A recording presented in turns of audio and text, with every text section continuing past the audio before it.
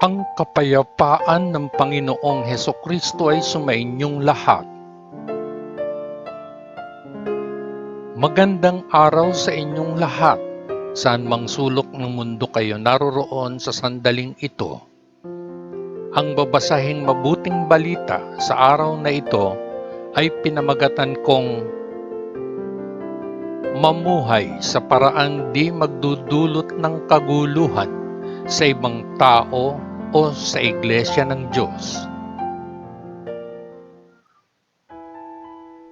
Pagbasa sa banal na Ebanghelyo ayon sa unang liham ni Apostol Pablo sa mga taga-Korinto, 9 at 10 kabanata. Mga karapatan at tungkulin ng isang apostol. Hindi ba ako malayang tao? Hindi ba ako apostol? Hindi ko ba nakita si Jesus na ating Panginoon? At hindi ba kayo ang bunga ng aking gawain para sa Panginoon? Hindi man ako tinanggap ng iba bilang apostol, tiyak na ako ay tinatanggap ninyo. Dahil sa inyong buhay na kaisa ng Panginoon, kayo mismo ay patunay ng katotohanan na ako ay isang apostol. Kapag pinupuna ako ng mga tao, ganito ko'y ipagtatanggol ang aking sarili. Wala ba akong karapatang mabigyan ng pagkain at inumin para sa aking trabaho? Wala ba akong karapatang sundin ang halimbawa ng ibang mga apostol at ng mga kapatid ng Panginoon at ni Pedro sa pamamagitan ng pagsasama ng isang Kristiyanong asawa sa aking mga paglalakbay? O kami lang ba ni Barnabas ang kailangang magtrabaho para sa aming ikabubuhay? Sinong sundalo ang kailangang magbayad ng sarili niyang gastos sa hukbo?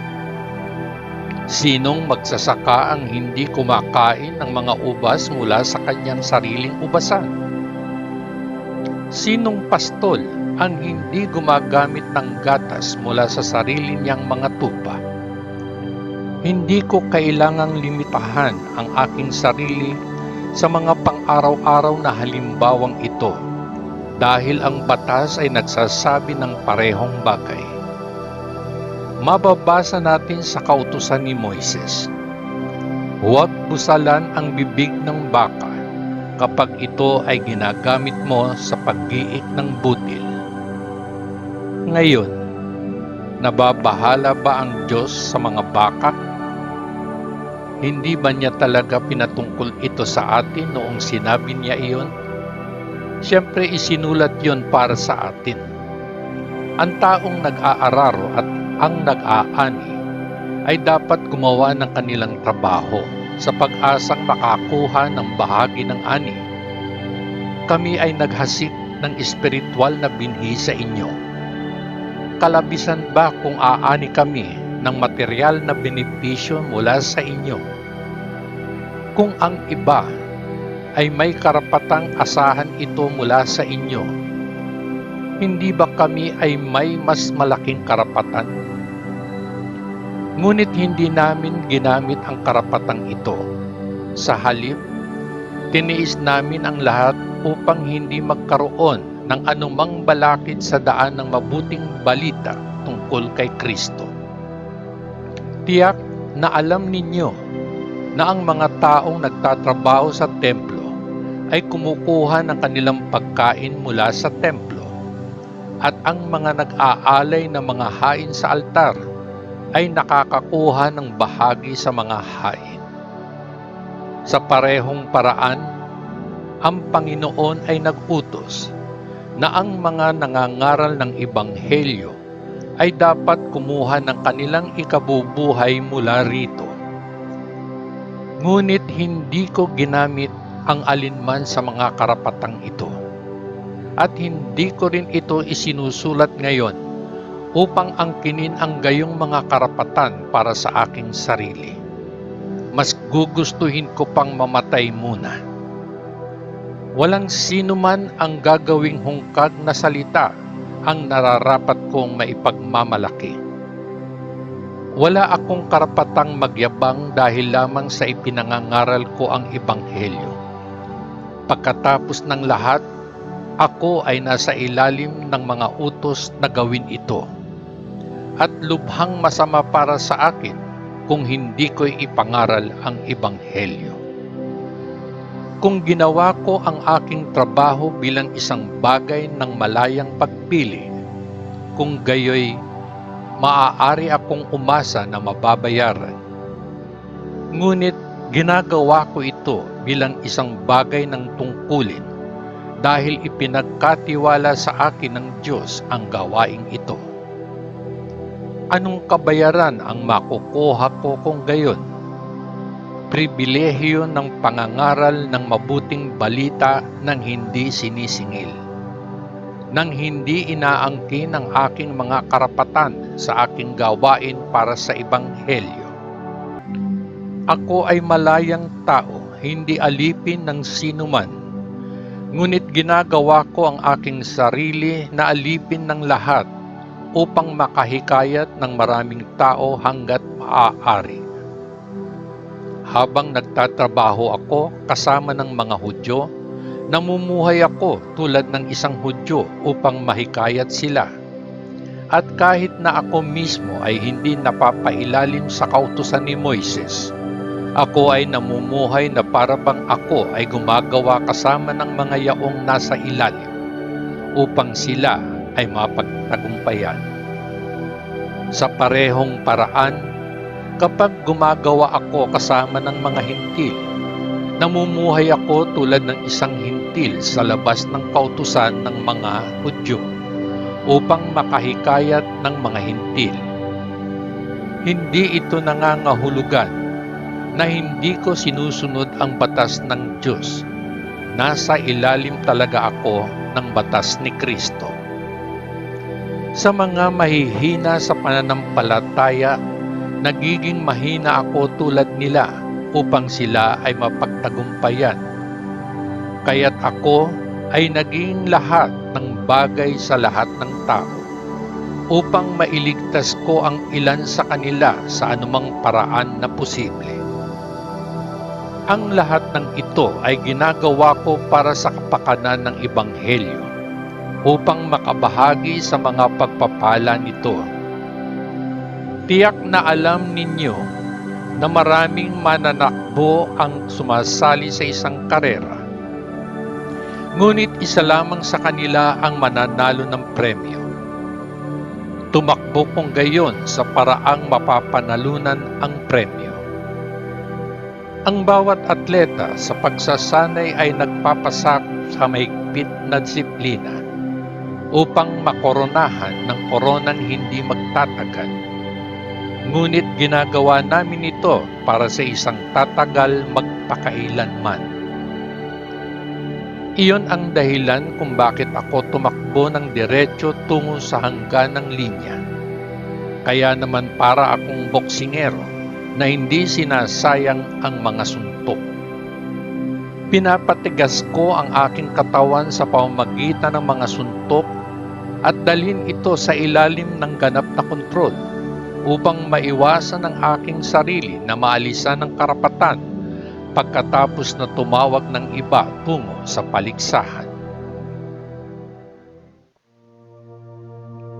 Babala laban sa mga Diyos-Diyosan. Nais kong alalahanin ninyo mga kapatid ang nangyari sa ating mga ninuno na sumunod kay Moises. Lahat sila ay nasa ilalim ng proteksyon ng ulap at lahat sila ay ligtas na dumaan sa dagat na pula. Sa ulap at sa dagat, silang lahat ay nabautismuhan bilang mga tagasunod ni Moises. Lahat ay kumain ng iisang espiritual na tinapay at uminom ng parehong espiritual na inumin. Uminom sila mula sa espiritual na bato na sumama sa kanila at ang batong iyon ay si Kristo mismo. Ngunit kahit noon pa man, ay hindi natuwa ang Diyos sa karamihan sa kanila, kaya ang kanilang mga bangkay ay nagkalat sa disyerto. Ngayon, ang lahat ng ito ay isang halimbawa para sa atin, upang bigyan tayo ng babala na huwag magnasa ng masasamang bagay gaya ng ginawa nila, o sumamba sa mga Diyos-Diyosan gaya ng ginawa ng ilan sa kanila. Gaya ng sinasabi ng banal na kasulatan, ang mga tao ay umupo sa isang piging na naging isang kasiyahan ng pag-inom at pakikipagtalik. Hindi tayo dapat magkasala ng sexual na imoralidad gaya ng ilan sa kanila. At sa isang araw, 23,000 sa kanila ang namatay. Hindi natin dapat subukan ang Panginoon gaya ng ginawa ng ilan sa kanila at pinatay sila ng mga ahas. Hindi tayo dapat magreklamo gaya ng ginawa ng ilan sa kanila at sila ay nilipol ng anghel ng kamatayan. Ang lahat ng mga bagay na ito ay nangyari sa kanila bilang mga halimbawa para sa iba, at sila ay isinulat bilang isang babala para sa atin. Sapagkat tayo ay nabubuhay sa panahon na malapit na ang wakas. Kung sino man ang nag-aakalang siya ay nakatayong matatag, ay mas mabuting mag-ingat na hindi siya mabuwal. Ang bawat pagsubok na inyong naranasan ay ang uri ng karaniwang dumarating sa mga tao. Ngunit tinutupad ng Diyos ang kanyang pangako at hindi niya papayagan na kayo ay subukin ng higit sa inyong kapangyarihan upang manatiling matatag. Sa oras na kayo ay ilagay sa pagsubok, bibigyan niya kayo ng lakas upang mabata ito. At sa gayon ay bigyan kayo ng isang paraan palabas. Kaya nga, mga minamahal kong kaibigan, iwasan ninyo ang pagsamba sa mga Diyos-Diyosan. Nagsasalita ako sa inyo bilang mga taong matino. Husgahan ninyo ang aking mga sinasabi. Ang kopa na ginamit namin sa hapunan ng Panginoon at kung saan tayo ay nagpapasalamat sa Diyos.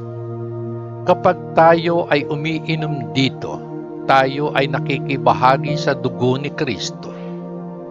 At ang tinapay na aming pinuputol, kapag kinakain namin ito, kami ay nakikibahagi sa katawan ni Kristo.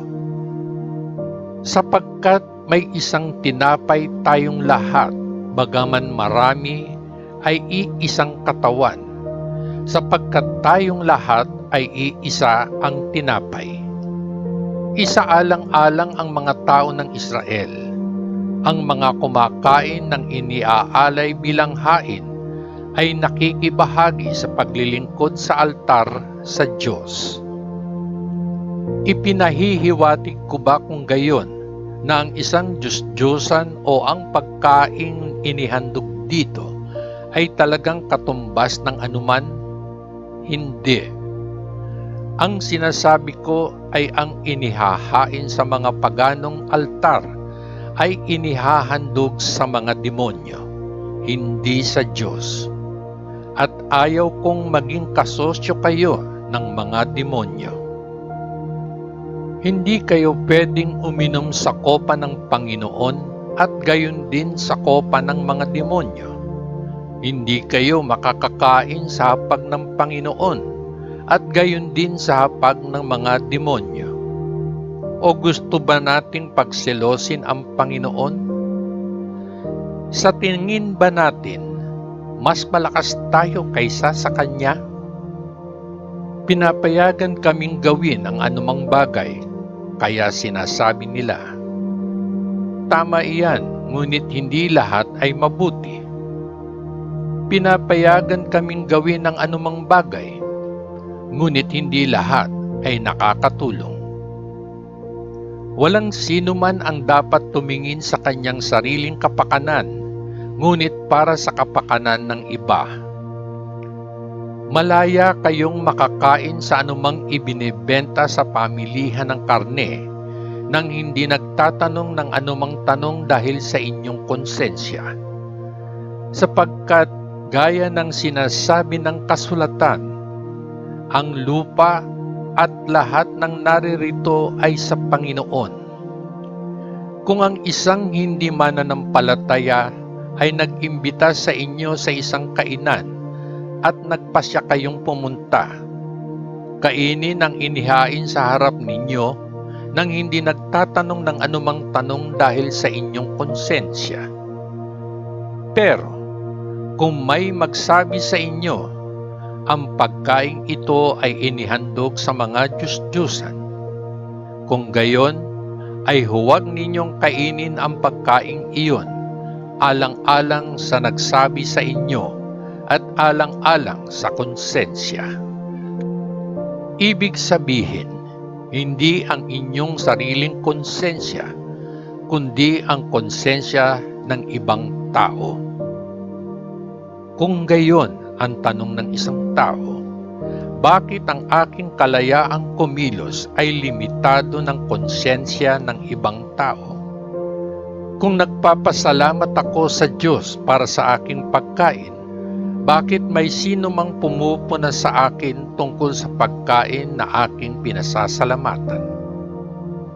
Bueno, anuman ang inyong gawin, kumain man kayo o uminom, gawin ninyo ang lahat para sa ikaluluwalhati ng Diyos.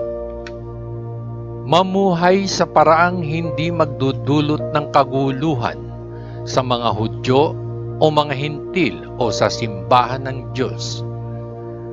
Gawin lang ninyo ang ginagawa ko. Sinisikap kong pasayahin ang lahat sa lahat ng aking ginagawa. Hindi iniisip ang aking kabutihan, kundi ang kabutihan ng lahat upang sila ay maligtas. Ang mabuting balita ng ating Panginoon. Salamat sa Diyos Ama sa langit. Sa ngalan ng Panginoong Hesukristo na ating manunubos. Amen. Amen. Amen.